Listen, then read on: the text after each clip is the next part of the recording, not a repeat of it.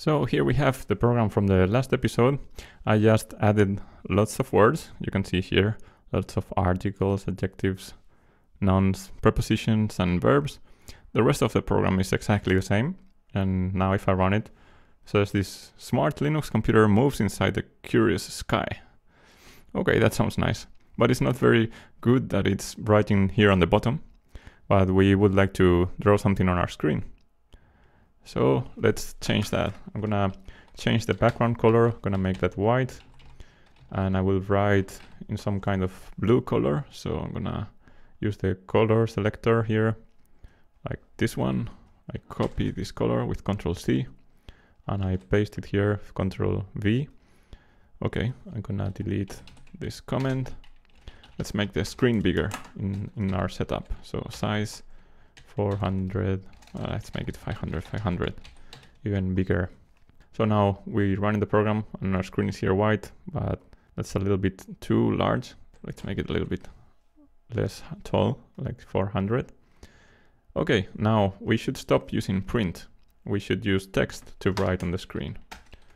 So when I write text, I can write exactly the same thing, words, square brackets, n, and I have to tell the screen where do I want this. I need to write here some X and some Y position. And I'm gonna delete my prints. So where could I write this? I could write for now on a fixed horizontal position, maybe 50. And the Y should be increasing for each word. So every time I call write words, I should increase this Y. So to do that, I can declare a global variable here. Say it's called int y, and it starts being, I don't know, 100 or 50. And then already, now if I run the program, all the words will be on top of each other. All the words would be at 50, and let's see it, and there, it's really hard to understand anything. So I'm gonna increase the y. Y equals y plus, I don't know, we'll try with 30. Let's see if that works. And now you can read this text from the top to bottom. That glamorous road illuminates besides this fancy computer program. Okay. Now it would be nice if the text was not always the same size. So I'm gonna search here on the reference, how can I change text size? There's a function for that. And you call text size and the size. And the size is just the size of the letters in units or pixels. So that's super easy. So before writing, I'm gonna say here text size, and inside parentheses, I will enter the value. I'm gonna use a random value. I don't know, between 20 and 40. Is that good? Okay, yeah, I like that. And I'm gonna add also some, instead of using a fixed horizontal position, let's add some randomness. So I could say random between 50 and 150. Let's see, is that any good? Yeah, I like this layout. Every awesome road might be above the only handsome painting. Rarely they will make any sense. But sometimes you might be surprised by what comes out. Let's add 2 more improvements to our program. It's not so fun that I have to keep clicking run every time to run the program again and again, and then close and then open. It would be nicer if, for example, if I would click in the middle of the picture, in the middle of this text, and it would generate a new sentence. So how can I do that? Now I'm doing everything, all the construction of the words is happening here in my setup. My setup is only run one time when I start the program and never again. So to fix this, I should make a new function that I will run every time I want a new sentence. So I will say here void new sentence. And inside this function, I'm gonna just write all these words. So I'm gonna cut all this text and then paste them inside the new sentence. Okay, now if I run the program, it will not work. And because, let's see why, this, remember, the variable art is now declared only inside the setup. It's not declared inside this new sentence function. And to solve this, either I copy all these variables here, I'm gonna cut them. Either I paste them inside this function, like here before the new sentence, but it doesn't make much sense to define the same variables again and again. So I can just type them at the top of the program the same way I'm declaring this y variable. So now when I run the program, I'm gonna press Ctrl T.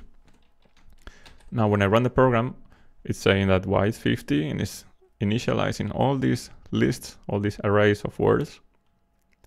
Then it does the setup and then nothing happens, just setting the size, background and fill. So if I run the program, nothing is on the screen. I should call my new sentence function. So I'm gonna type it here when it starts, new sentence. So now if I run the program, I get the new sentence. Now, how can I make that I get a new sentence every time? For example, when I click the screen. So if we go to a reference and we search here for mouse, we have here mouse pressed, for example. And we can use this void mouse pressed to know if we just clicked on the screen. And I'm gonna add that void mouse pressed in parentheses and the curly braces, and I will draw a new sentence every time I click on the screen. But it will not work. And this is a little bit tricky to find out, but good that I'm here to tell you. You need to add a draw function. It can be empty, but if you don't add the draw function, for some reason the mouse press doesn't work. So now I can click, but now it's going down. Every time I click, it's adding all these words below the previous words. And this is because I'm just increasing here every time y 30 pixels. When I want to write a new sentence, I should initialize this variable again. I hope you can see what I mean. It starts being 50. Every time I write a word, it's increasing it by 30, which is okay for all these first words. But then when I call again new sentence, it's putting the new article below the last none.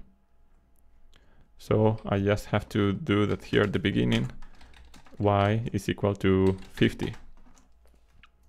So every time now I try to write a new sentence, it does so at the top.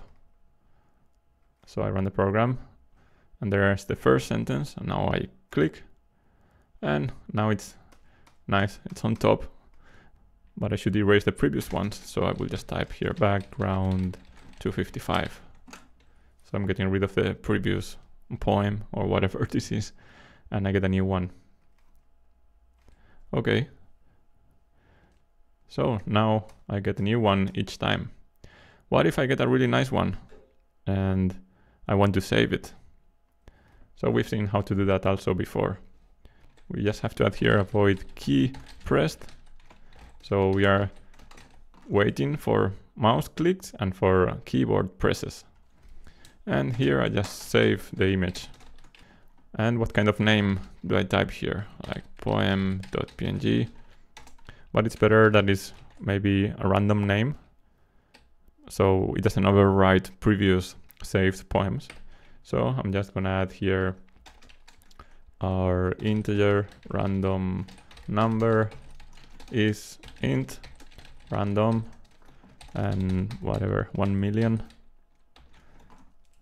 It can happen that you would get 2 times the same number, and in that case you would be deleting the previous poem. Hopefully it doesn't happen. So I'm gonna copy this random number here. So I will save it in a file name that is just a big number and .png.